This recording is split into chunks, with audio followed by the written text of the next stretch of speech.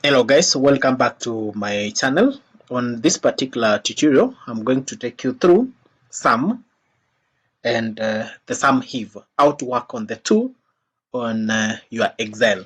Now, let's assume that this is the data that you have been given of Sunshine School. So if at all you want to calculate the sum of each of the students that we have in our list, for the Faith John, this is the formula that you use. For the sum, always start with the equal sign, followed by the word sum, then open your brackets, then the range. The range is from mathematics all the way to physics, which is now from E7 colon all the way to I7. Then you close your brackets, then you press the enter button. It's very simple and very straight. Now, having gotten the first answer, to get the remaining answer across all the remaining sheets, what you are supposed to do, take your cursor up to the bottom right, then it will turn it to across, then you drag it along all the way to the last part, and as you can see, all the remaining cells have been adding up correctly. Okay, having done that, now let's move to the SUMIF.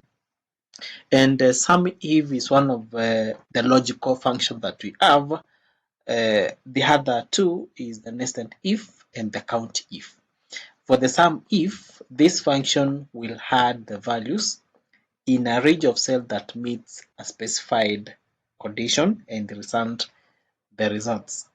Now let's assume that you want to get the sum of students that managed to get 50 and above, assuming that 50 is the average mark, is the midpoint. So what you're supposed to do, okay, let me try to,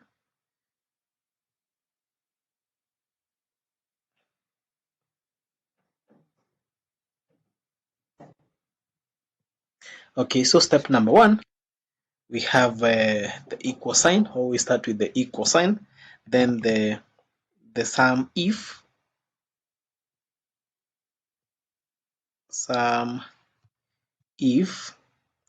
then open the brackets. For the SUMIF, what you are supposed to do, you are supposed to introduce the range. The range is the region that you want to calculate. Now we want to calculate from this part, which is the I. You can just click at the specific cell that you want to deal with. Then the other one is definitely this the last part. After you include the colon, you can go direct to the cell that you are interested with. Then the next part, we have the criteria. The criteria is we want to calculate or to find the sum of the values that are above 50. So we have any value that is greater than 50. Then you close your brackets, then you press the enter button. So you'll find that we have added all the values that are above 50. For example, this one, this one, this one, this one, this one, this one, this one, this one, this one, this one, this one, and this other, and for the 74.